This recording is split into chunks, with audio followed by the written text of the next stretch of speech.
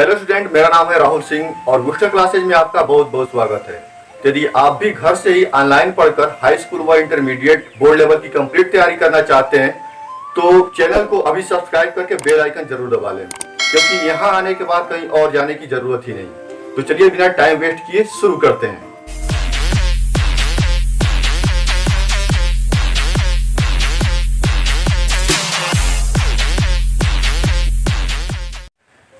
तो जैसा कि मैंने पिछली वीडियो में बताया था कि गॉस का प्रमेय पढ़ने से पहले हमें घनकोण और विद्युत फ्लक्स के बारे में जानकारी होनी चाहिए। तो जो बच्चे अभी घनकोण नहीं पढ़े हैं, डिस्क्रिप्शन में दिए गए लिंक से जाकर पढ़ सकते हैं। तो आज हम लोग पढ़ने वाले हैं विद्युत फ्लक्स। तो सबसे पहले हम लोग जानेंगे कि इसकी डिफिनीशन क्या होती है, इसकी परिभाषा क्या है। तो इस फिगर को देखते हुए हम डिफिनीशन बोलेंगे। तो इसका डिफिनीशन है कि किसी विद्युत क्षेत्र में स्थित विद्युत क्षेत्र के लंबवत पृष्ठ से होकर गुजरने वाली वैद्युत बल रेखाओं की कुल संख्या को उस पृष्ठ से बद्ध विद्युत फ्लक्स कहते हैं। यह एक अदिश राशि है, मतलब इसमें से परिमाण होता है, दिशा नहीं होती है, और इसे फाई ई से व्यक्त किया जाता है। और इसका परिमाण विद्युत क्षेत्र की तीव्रता और पृष्ठ के क्षेत्रफल के गुणनफल के बराबर होता है। तो मान लीजिए किसी स्थान पर विद्युत क्षेत्र की तीव्रता है वेक्टर ई, और यहाँ पर जो पृष्ठ है उसका क्षेत्रफल है S।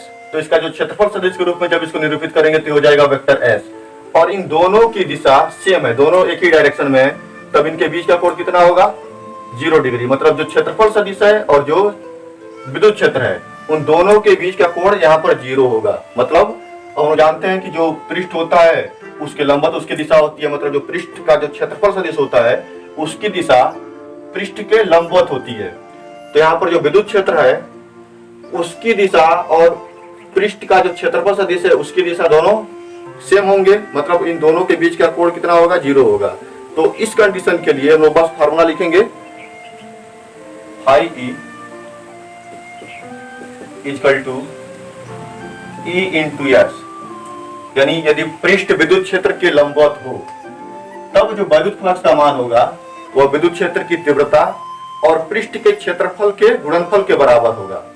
लेकिन अब यदि मान लिया जाए कि जो पृष्ठ है विद्युत क्षेत्र के लंबवत न होकर इसका क्षेत्रफल सदिश वेक्टर ई से थीटा कोण बना रहा है, तो क्या करना पड़ेगा?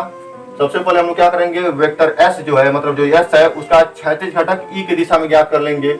और क्षैतिज घटक कैसे ज्ञात करते हैं? तो cos थीटा से मल्टीप्लाई कर देते हैं। तब यहाँ पर लिखेंगे यदि वेक्टर ई तथा वेक्टर एस के बीच का कोण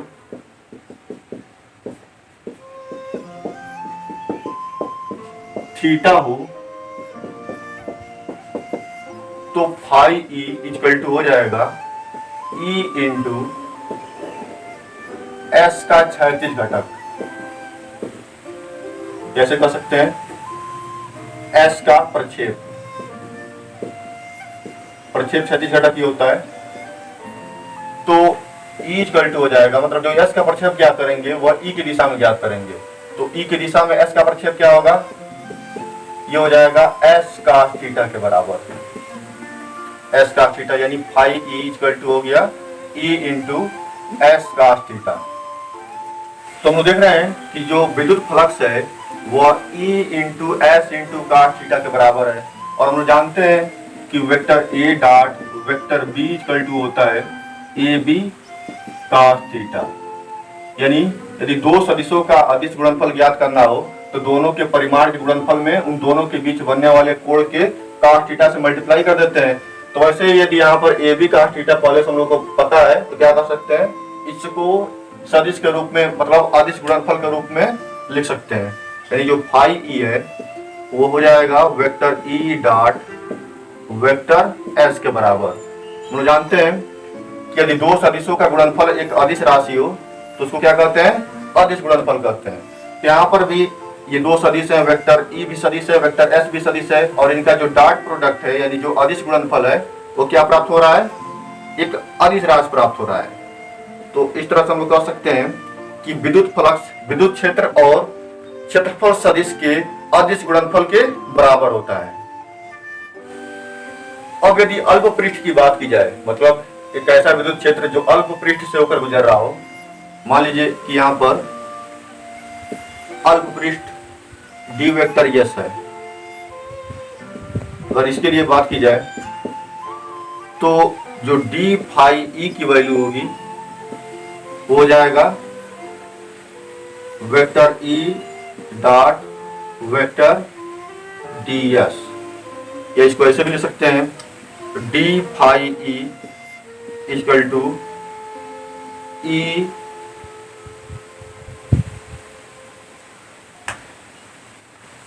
डी एस कास थीटा, मतलब यह डी एस का प्रक्षेप है। तो इस तरह से डी फाई इक्वल टू हो गया इतना। अब यदि संपूर्ण पृष्ठ का विद्युत फ्लक्स ज्ञात करना हो तो इंटीग्रेशन कर देंगे दोनों तरफ और तब हो जाएगा ये phi equal to whole integration of E D S cos theta, या इसको दोनों सदिशों के अदिश गुणनफल के रूप में भी लिख सकते हैं, यानी फाई इक्वल टू हो सकता है whole integration of vector E dot vector D S.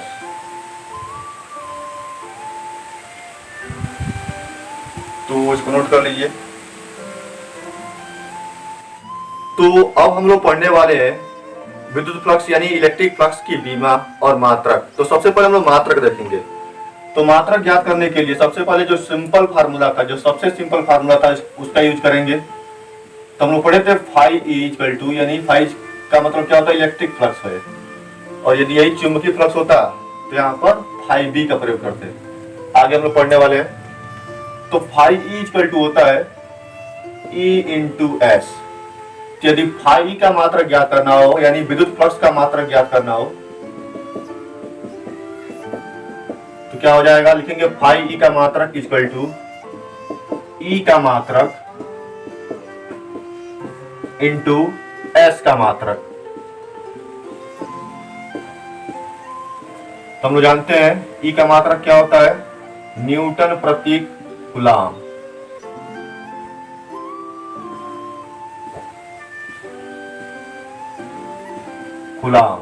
और इंटू एस का मात्रक क्या होता है, यानी जो क्षेत्रफल का मात्रक है वह है मीटर स्क्वायर, या वर्ग मीटर भी कह सकते हैं। तब इसको सिंपल में यदि लिखना हो तो लिखेंगे न्यूटन मीटर स्क्वायर प्रति कूलम। ये हो गया विद्युत फ्लक्स का मात्रक। अब यदि बीमा ज्ञात करनी हो तो वैसे बीमा भी ज्ञात कर लेंगे इसी फार्मूले से। क्या लिखेंगे, फाई ई की बीमा इक्वल टू ई की बीमा इंटू एस की बीमा। तो ई की बीमा हम लोग जानते हैं क्या होता है, M L T to power minus 3 A inverse. और एस की बीमा क्या होती है, एस की बीमा होती है एल स्क्वायर। यदि इन दोनों का मल्टीप्लाई कर देंगे तो ये हो जाएगा M L to power 3 T to power minus 3 A inverse.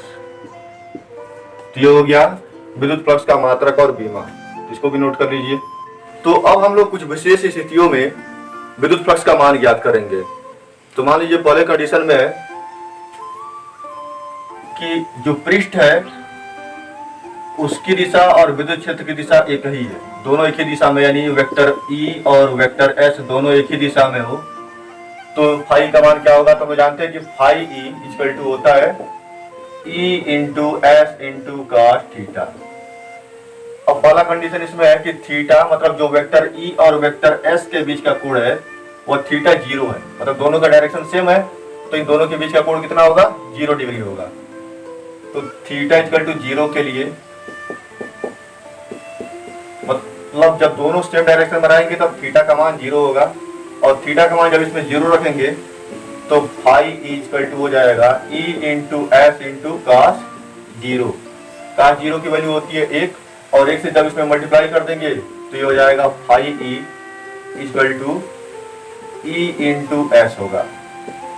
तो मतलब जब दोनों लंबवत एक दूसरे के लंबवत होंगे, मतलब जो पृष्ठ है वह और जो वेक्टर ई है, जो विद्युत क्षेत्र की तीव्रता है वह, जब दोनों एक दूसरे के लंबवत होंगे तब फाई की वैल्यू हो जाएगी E इंटू एस के बराबर, यानी विद्युत क्षेत्र और पृष्ठ के क्षेत्रफल के गुणनफल के बराबर होगा। अब दूसरा कंडीशन है कि जब दोनों एक दूसरे के लंबवत हो, यानी वेक्टर E और वेक्टर S दोनों एक दूसरे के लंबवत हो। तो मान लीजिए किसी स्थान पर विद्युत क्षेत्र की दिशा है इधर, और हम जानते हैं कि जो क्षेत्रफल सदिश होता है उसकी दिशा पृष्ठ के लंबवत होती है, तो इसकी दिशा है इधर, यानी इन दोनों के बीच का जो कोण है वह 90 डिग्री है। यह है वेक्टर E और यह है वेक्टर S। तो उस कंडीशन में क्या होगा, यानी जब थीटा इक्वल टू 90 डिग्री होगी तब क्या लिखेंगे, तब लिखेंगे phi E equal to E into S into cos 90 degree. और हम जानते हैं कि कास 90 डिग्री की वैल्यू होती है 0। तो जब यहाँ पर 0 वैल्यू रखेंगे तो ये हो जाएगा phi equal to E into S into 0। अब 0 से मल्टीप्लाई कर देंगे तो पूरा का पूरा ये 0 हो जाएगा, तब फाई E की वैल्यू हो जाएगी 0। मतलब इस तरह से कह सकते हैं कि जब विद्युत क्षेत्र की दिशा पृष्ठ के लंबवत हो, ऐसे हो, स्पर्श करते हुए जा रही हो, तब विद्युत फ्लक्स का मान 0 होता है। मतलब तब उस पृष्ठ से गुजरने वाली विद्युत फ्लक्स का मान 0, यानी कुल विद्युत बल रेखाओं की संख्या 0 हो जाएगी। अब तीसरा कंडीशन है कि जब दोनों की दिशा विपरीत हो, मतलब जो क्षेत्रफल सदिश है उसकी दिशा और जो विद्युत क्षेत्र है उसकी दिशा दोनों की विपरीत हो, तब क्या करेंगे। तो इस कंडीशन में फिगर ऐसे बनेगा। यह मान लीजिए कि विद्युत क्षेत्र की दिशा है वेक्टर E और यह है क्षेत्रफल सदिश की दिशा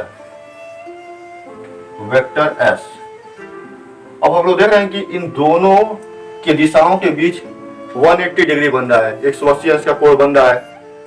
तब तीसरे कंडीशन में क्या लिखेंगे, थीटा इक्वल टू 180 डिग्री के लिए, मतलब जब दोनों की दिशा विपरीत हो तब फाई E इक्वल टू हो जाएगा ES कास 180 डिग्री। और हम जानते हैं कि कास 180 अंश का मान होता है -1, तो लिख सकते हैं E इंटू एस इंटू -1। और जब इसमें मल्टीप्लाई कर देंगे तो फाई E की वैल्यू हो जाएगी -ES। तो इसमें हम देख रहे हैं कि जो विद्युत फ्लक्स का मान ज्ञात हो रहा है वह निगेटिव आ रहा है, ऋणात्मक आ रहा है, और इसमें हम देख रहे थे धनात्मक आ रहा था। मतलब जब दोनों के बीच का कोण 0 डिग्री हो तो जो विद्युत फ्लक्स होगा वो धनात्मक हो जाएगा, धनात्मक होगा। और जब दोनों के बीच का कोण 90 डिग्री हो तो विद्युत फ्लक्स का मान 0 होगा। और जब दोनों के बीच का कोण 180 डिग्री हो, यानी जब दोनों विपरीत दिशाओं में हो, तब यहाँ पर जो विद्युत फ्लक्स का मान होगा वो क्या होगा, ऋणात्मक होगा, निगेटिव होगा। तो यहां तक क्लियर हो गया। अब इसको नोट कर लीजिए। तो चलिए इस पर एक दो न्यूमेरिकल सॉल्व कर लेते हैं विद्युत फ्लक्स पर। तो मान लीजिए कि किसी स्थान पर विद्युत क्षेत्र की दिशा है vector E equal to 3i cap plus 2j cap minus k cap, और वहां पर जो क्षेत्रफल सदिश है वेक्टर S इक्वल टू है i cap minus 4j cap plus 5k cap. तो हम लोग को यहाँ पर विद्युत फ्लक्स का मान याद करना है, तो बहुत सिंपल है।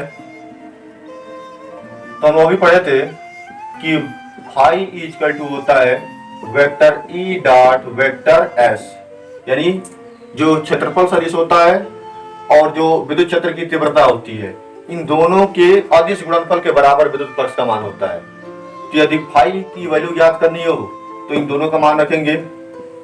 तो फाई इक्वल टू हो जाएगा वेक्टर E की वैल्यू है 3i cap plus 2j cap minus k cap, फिर यहाँ पर डॉट लगा देंगे। वेक्टर S का मान रखेंगे तो ये हो जाएगा i cap minus 4j cap plus 5k cap. अब इन दोनों का अदिश गुणनफल ज्ञात करना है। तो हम जानते हैं कि अदिश गुणनफल ज्ञात करने के लिए जो i कैप, j कैप और k कैप होते हैं उनके संगत गुणांकों का गुणा करके जोड़ देते हैं। तो 3 का मल्टीप्लाई किससे होगा, मतलब यहाँ पर जो 1 है उससे हो जाएगा, तो हो जाएगा 3। फिर यहाँ पर जो 2 का मल्टीप्लाई होगा प्लस 2 का मल्टीप्लाई होगा -4 से, ये हो जाएगा -8। फिर -1 का मल्टीप्लाई होगा प्लस 5 से, ये हो जाएगा -5।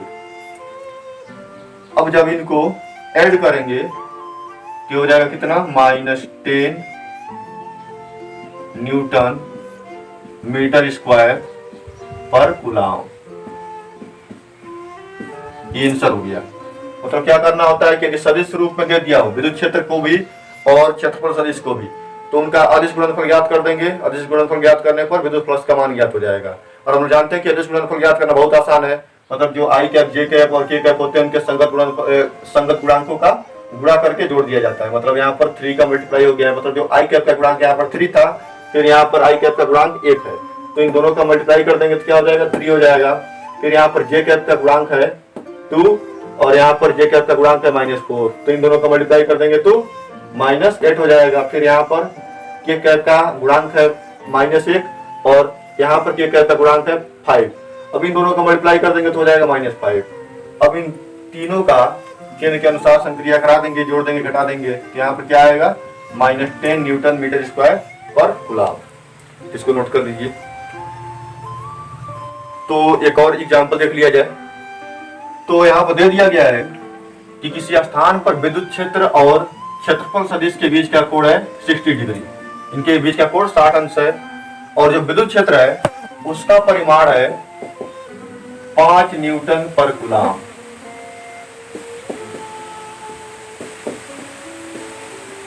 और जो क्षेत्रफल है उसका परिमाण है 4 स्क्वायर मीटर।